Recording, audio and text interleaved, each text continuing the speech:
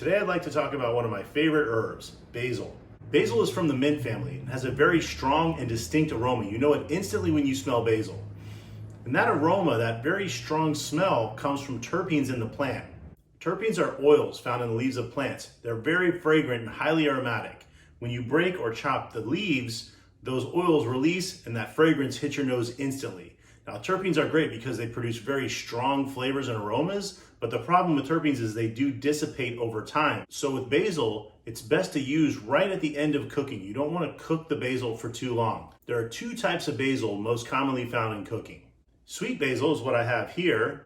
Sweet basil has a strong clove-like floral note to it with large leaves, and it's often found in Mediterranean and Italian cooking. Thai basil has thinner leaves and is similar to sweet basil, except it has more of a licorice and anise note to it, and it's often found in Asian and Indian cuisine. Fresh basil is most often paired with tomatoes, and it's really a perfect combination with tomatoes, and for that reason it's sometimes called the tomato herb.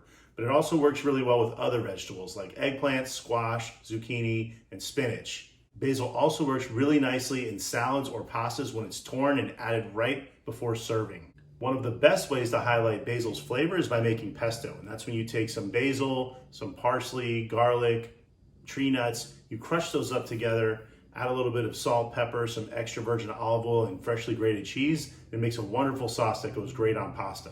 I have a video on how to make that, and I'll add the link. When basil is dried, those terpenes are muted, so you don't get those floral notes, but it does intensify the flavor, so it has a very strong, pungent, savory, and herbaceous flavor. Dried basil is great in soups, stews, sauces, and gravies.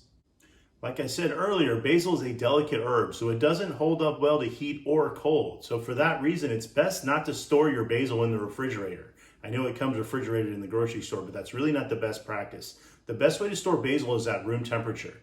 And you really want to keep it, either buy it in the potted herbs and keep it in soil, or if you have picked basil, put those stems in some water and let it sit out at room temperature, and it will stay much better than it will in your refrigerator.